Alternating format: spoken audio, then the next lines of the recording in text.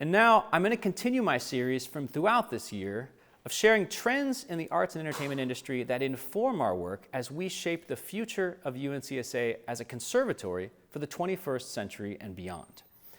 In the fall semester, we looked at the impact of EDIB on the industry and the importance of interdisciplinary training for artists. And today, I will share examples of ways in which the arts and artists are driving change, not just in the arts and entertainment industry, but in the world, through mission-driven work that leads towards positive change. We strive to teach our students that being an artist comes with a responsibility to find ways to use their art to advance society. Artists possess unique qualities that position them well for leadership and change-making: vision, empathy, persistence, imagination, and skill sets in critical thinking, problem-solving, communication, and listening. Art making is the act of getting others to understand or embrace a different perspective. And it is easy to see how this can be a powerful tool for making change. From climate change to inequity and everything in between, here are a few examples of institutions and artists, including many of our alumni, using their art to compel change in our world. Filmmaking has long been used to heighten awareness of societal issues and inspire change. And over the past 2 decades, documentary filmmaking has surged in public attention. And one can trace this back to the mid-2000s with works such as Morgan Spurlock's Supersize Me, which exposed the health consequences of fast food, and David Guggenheim's An Inconvenient Truth, which helped raise public awareness of global warming and spurring on the environmental movement. This year's Oscar-nominated All the Beauty and the Bloodshed was directed by Laura Poitras and chronicles Nan Goldin's life as an activist and photographer whose protests target cultural institutions that accept donations from members of the Sackler family who own Purdue Pharma, the company responsible for manufacturing and marketing of OxyContin. Goldin founded Prescription Addiction Intervention Now to address the overdose crisis in America. The group consists of artists, activists, and people who have experienced addiction. They have staged a variety of types of performative protests in museums that carry the Sackler name, such as the Louvre in Paris, the Guggenheim and Metropolitan Museums in New York, and the Victoria and Albert Museum in London. In narrative filmmaking, there are incredible works like Coda, which resulted in the first ever Oscar win for a deaf actor in Troy Kotsur, and helped normalize and destigmatize elements of disability. Alumna Anna Ray is shaping her career around a mission to provide a storytelling platform to highlight diversity in the South and modernize the Afro-Southern narrative. Her independent production company, Portrayed Productions, based in North Carolina, celebrates Black Southern stories through an intersectional lens. In the music world, contemporary composers are writing works that bring attention to the issues of our time. Grammy and Pulitzer Prizing composer John Luther Adams has turned art into activism through his many compositions inspired by nature, some of which are meant to be performed outdoors.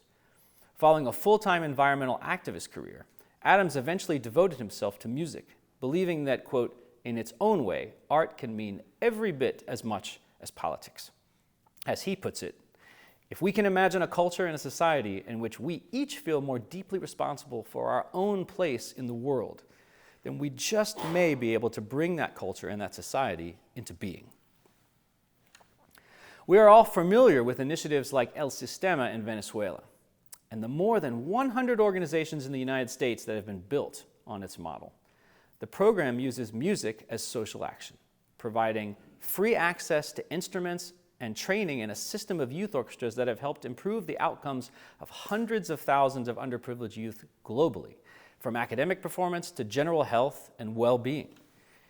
It was, in fact, Gustavo Dudamel, acclaimed conductor of the Los Angeles Philharmonic, who was just announced to become the music director of the New York Philharmonic in 2026. It was he who built a youth orchestra in Los Angeles modeled on El Sistema, the movement in which he trained. He declares on his website that he is, quote, driven by the belief that music has the power to transform lives, to inspire, and to change the world. Street Symphony in Los Angeles is a nonprofit organization providing musical engagement, dialogue, and teaching artistry for homeless and incarcerated communities in Los Angeles. It was founded by Vijay Gupta, a former violinist in the Los Angeles Philharmonic, who also performed and spoke as part of the Kenan Institute's Artivate Summit in 2019. Vijay was inspired to start the organization after seeing the poverty and neglect of LA's infamous Skid Row. And he began organizing concerts with professional musicians for the homeless living there, ultimately forming Street Symphony. And after winning a MacArthur Fellowship for his work, he stepped down from the Los Angeles Philharmonic to focus on Street Symphony. In his words, the role of the artist today in today's world is not only to heal and inspire, but to disrupt and provoke. One of the patterns that Street Symphony is disrupting and asking questions around is, why should great art only happen in the concert hall? Alumna Mary Mitchell Campbell has an accomplished career as a music director on Broadway and is the founder and co-executive director of A-Step, Artists Striving to End Poverty, which recruits and trains high-level artists to work with kids in extreme situations to teach them health education and life skills through the arts. She regularly volunteers with these programs in the United States, Africa, and India. She's also a founder of Muse, Musicians United for Social Equity, which seeks to cultivate more racial equity in theatrical music departments by providing access, internships, mentorships, and support to historically marginalized people of color. In the dance world, we've seen programs like Misty Copeland's newly launched Be Bold initiative, which she spoke about when she came to campus last fall at the invitation of Dean Outlaw. Be Bold is a free after-school dance program that aims to make ballet accessible, affordable, and fun, especially for children of color. In founding the program, Copeland noted that it was a similar program at a local boys and girls club that first introduced her to dance and, in her words, changed my life. Acclaimed choreographer, director, and alumna Camille A. Brown, who will be our university commencement speaker on May 6th, recently launched Social Dance for Social Change, a virtual school to provide free opportunities for dance education, cultural engagement, and mentorship. A prolific choreographer who is reclaiming the cultural narratives of African American identity, she has said her driving passion is to empower Black bodies to tell their story using their own language through movement and dialogue. In the world of drama, there are countless examples of companies and troupes using the art form to raise awareness and catalyze dialogue around the issues of our time. The Actors Gang Prison Project is an internationally recognized rehabilitation program in the California state prisons, re-entry facilities, and in Los Angeles County probation camps and halls for juveniles. The program starts as a 7-day, 4-hour-a-day intensive theatrical arts program, which transitions into an ongoing weekly peer-led class. Using a highly physical and emotional theater style as a tool, the program creates a supportive space where the participants can express their fears, choose empathy over anger, overcome gang barriers, and most importantly, prepare for life beyond bars. Of the original 25 men who participated in the program's first year, 18 had life sentences. 17 have been found suitable for release and are freed. Of the original 25, 22 are now home. And a recent study showed an employment rate of 77% of the program participants. The Actors Gang also continues to engage with participants after the program.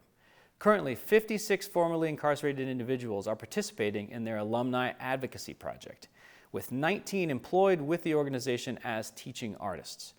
All former participants are encouraged to advocate for the arts in corrections, rehabilitation, and reform in our justice system, causing a ripple effect of impact.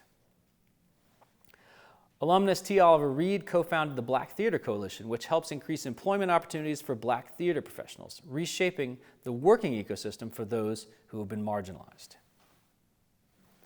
Alumnus Tim Guinea has had an absolutely prolific career on TV and film and is the president of Climate Action Now and a member of the National Academy of Arts and Sciences Commission on Accelerating Climate Solutions. Since joining the Climate Reality Project, he has given climate presentations throughout the United States, Canada, and North Africa. You may have noticed during this year's Grammy Awards that the Academy has launched a new Grammy Award for social change. This year awarded to the Iranian pop singer Shervin Hajipour for his hit Barai. The song has become an anthem in the recent protests in Iran. And in the words of First Lady Jill Biden, who introduced the inaugural award, quote, "A song can unite, inspire, and ultimately change the world. This is a powerful acknowledgement of the impact that arts can have. Throughout history, governments have leveraged dance, music, and theater to unite disparate and warring cultures. For one of the most high-profile examples, we can look to Leonard Bernstein's historic performance of Beethoven's Ode to Joy upon the fall of the Berlin Wall, as an example of how the arts can speak volumes without one spoken word. There is no shortage of examples of how the arts can change hearts and minds, help improve our society, and ultimately change the world. Throughout the ages, artists have used societal flaws as inspiration for their arts, and art as social commentary. The artist, as a change maker, has an increasingly important role in today's fractured society, where we confront global issues affecting our daily lives. The artist as an agent of change is an element behind our new citizen artist curriculum requirement and a lecture series in our high school academic program, where the core skills include civic action. While some may create art for art's sake, we believe at UNCSA that being an artist also comes with responsibility. And I'm so pleased to see so many artists around the globe taking up this torch, and our many talented alumni who have chosen to give back through their art. The world can only become a better place with their contributions. Thank you, Mr. Chairman. That concludes my report.